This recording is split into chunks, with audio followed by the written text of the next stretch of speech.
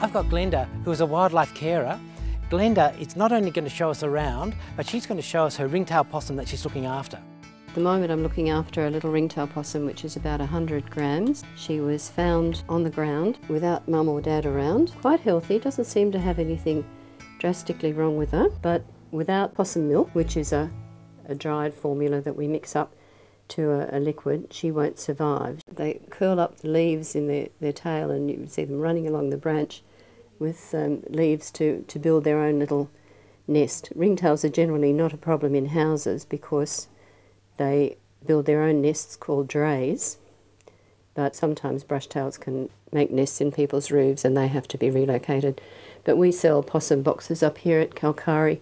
You can put a possum box out in your yard for a brushtail and it doesn't need to live in the roof. It's just that most of the big trees with all the hollows that they need have been cut down. And if ever a possum is attacked by a cat, they need to have antibiotics within 12 hours or they'll die, because there's the germs in the cat's saliva. It's just fatal to little ringtails particularly. So they need to get to a vet pretty smartly. But ringtails, as you see, are quite tiny. They only get to about a kilo. She's only 100 grams and she's incredibly cute.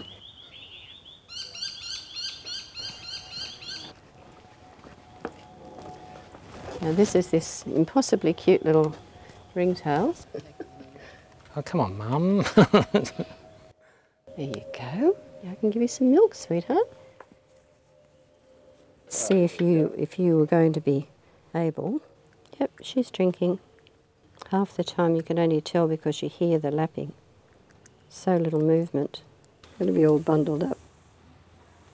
So how long are you going to keep her, Glenda? This little one will be in care overall for several months, and then she'll go into a small cage. We'll be trying to find her a buddy, because ringtails are generally twins or triplets. And so when she gets a little buddy, she will feel much more like a little possum. You release her where you picked her up? What we try to do is to take them back when they're 450 grams.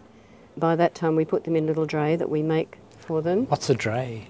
That's the homes. They make their own homes, about the size of a soccer ball. Do you tag them or...? No, we can't afford to do that. It would be very nice to do it. We've often discussed it.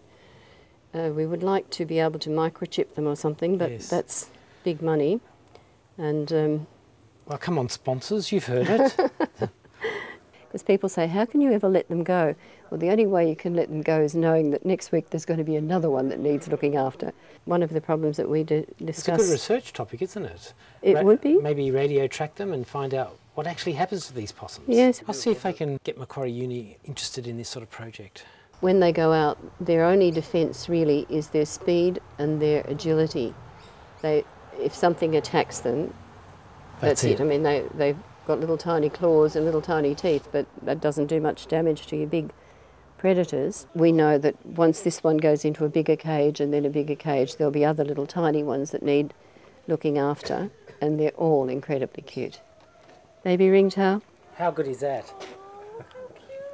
Sweetheart.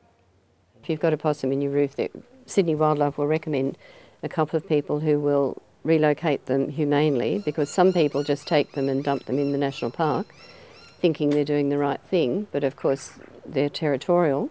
But we have some people who will relocate them properly, and you can put a possum box in your yard and they can live in that, because that's all they're looking for, shelter. Because most brushtails need a hollow that's in a tree that's maybe 150 years old, and there are not that many trees that are 150 years old that are left with hollows, so they've got to find somewhere else. So they'll find a shelter in the roof somewhere.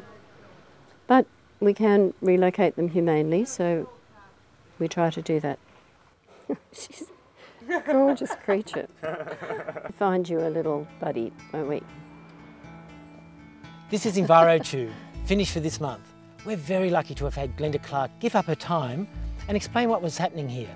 Thank you very much, Glenda. My pleasure.